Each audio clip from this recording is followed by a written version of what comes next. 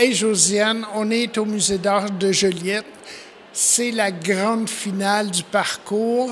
C'est un peu la base de toute cette histoire-là qui dure depuis 5 ans. Tu veux nous en parler un peu? Bien, j'avais un rêve quand je suis revenue dans ma région, ici, dans la Naudière. Je suis native de l'Assomption.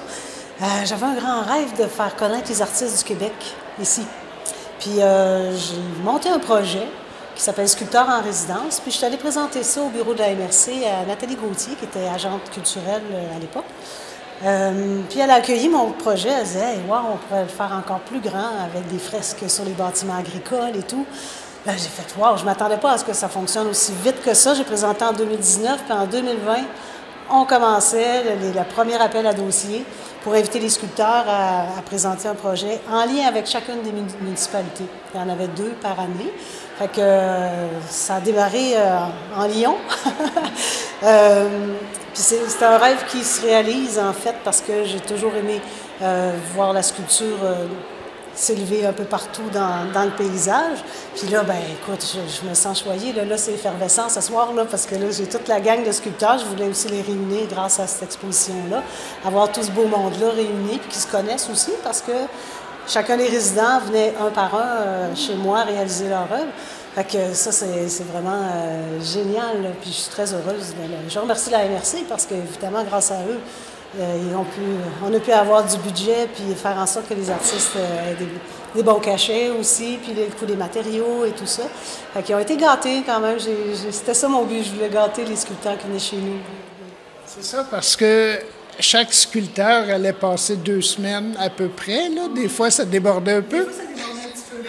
Mais on a été choyés parce qu'on les a tous suivis. Mais pour toi, c'est quand même une expérience, là. Ah oui, parce que la gestion de projet comme ça, moi, j'avais jamais fait ça. J'avais jamais... c'est beaucoup de gestion, là. Tu reçois beaucoup de dossiers, il faut faire les évaluations. Après ça, il fallait envoyer ça à chacune des municipalités, choisir des projets qui seraient viables dans le temps de fabrication puis dans leur budget. Puis tout le monde a embarqué, autant les élus municipaux, tout le monde a embarqué, les sculpteurs aussi, parce que j'ai reçu quand même beaucoup de projets, tu sais, c'est malheureux et c'est heureux, parce que là, ce soir, on a 10 sculpteurs qui sont là, mais je remercie aussi tous ceux qui ont envoyé leur dossier. Puis il y a aussi mon homme, mon amoureux, qui était très présent dans le projet.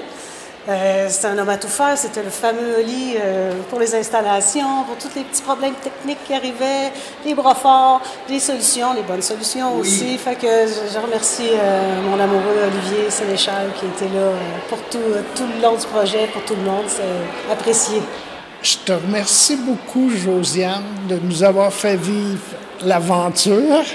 Puis félicitations pour les résultats. Chaque village profite de ton offre. Puis moi, je voudrais vous remercier, vous deux, Plume Libre, énormément.